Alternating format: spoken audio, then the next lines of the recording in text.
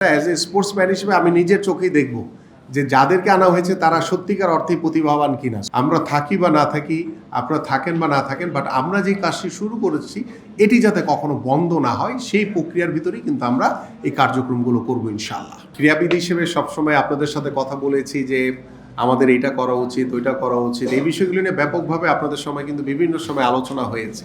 So আমি যেহেতু এখন একটি দায়িত্বশীল চেয়ারে বসেছি এবং বসার পর থেকে আমার কাছে মনে হয় আমাদের সচিব সাহেব কিংবা আমার যে যুব এবং ক্রীড়া মন্ত্রণালয়ে যারা কর্মকর্তা রয়েছেন বা আমাদের যে ক্রীড়া পরিষদ কিংবা ক্রীড়া পরিদপ্তরে যারা কর্মকর্তা রয়েছেন তারা নিজেরাই কিন্তু একটা পরিবর্তন দেখছেন যে আগের যে কাজের যে গতিশীলতা ছিল সেটা থেকে তারা অনেক, আপনি শুনে অবাক হবেন যে এখানে আমরা মাঝে মাঝে রাত্র 9টা-10টা পর্যন্ত কাজ করি।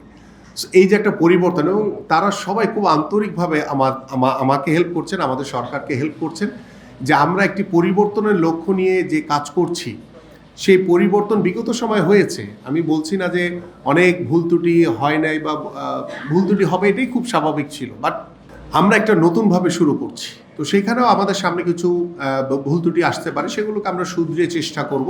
বাট আমার কথা সেটি হচ্ছে যে আমি যেই উদ্যোগটি হাতে নিয়েছি, আমাদের সরকার যে উদ্যোগটি নিয়েছে সেটা যাতে একদম প্রপার ওয়েতে, সেটা যাতে শুধু দেখানোর জন্য না হয়, সেটা বাস্তবিক অর্থেই আমি সেটার একটি বাস্তবিক রূপ এদেশের মানুষ এবং এদেশের ভবিষ্যৎ প্রজন্মের কাছে উপস্থাপন করতে চাই। এবং আজকে যেই কাজটি করছি সেটি হচ্ছে শুরু মাত্র, আমরা শুরু করছি। সো শুরু থেকে শুরু করে এটার শেষ পর্যন্ত এবং এটাকে একটা নীতিমালার ভিতর ইতিমধ্যে আপনাদের সামনে একটি নির্দেশিকা প্রদান করা হয়েছে। আপনারা সেটি পড়লে আপনারা বুঝতে পারবেন যে আমরা কোন প্রক্রিয়ার ভিতরে যাচ্ছি এবং এটার শেষ নাই, এটা চলমান থাকবে। আমরা থাকি বা না থাকি, আপনারা থাকেন বা না থাকেন, বাট আমরা যে কাজটি শুরু করেছি এটি যাতে কখনো বন্ধ না হয় সেই প্রক্রিয়ার ভিতরেই কিন্তু আমরা এই কার্যক্রমগুলো করবো ইনশাআল্লাহ। এখানে স্বজনপ্রীতির কোনো সুযোগ নেই।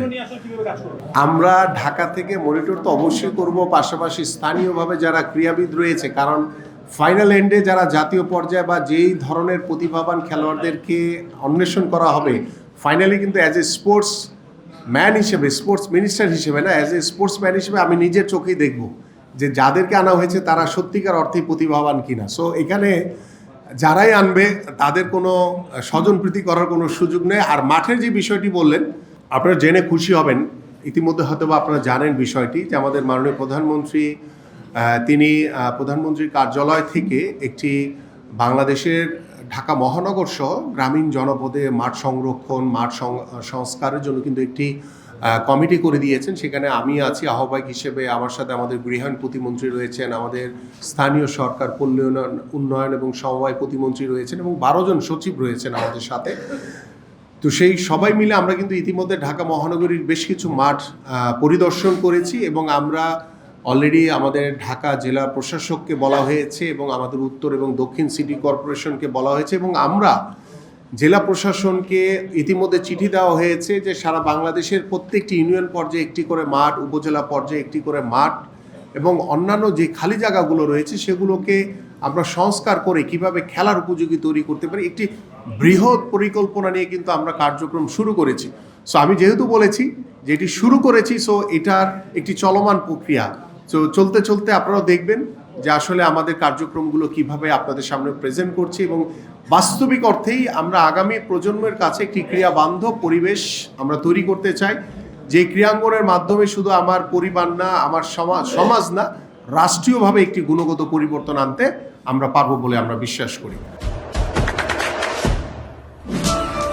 দেশে দেশে সবার সাথে দ্য নিউজ।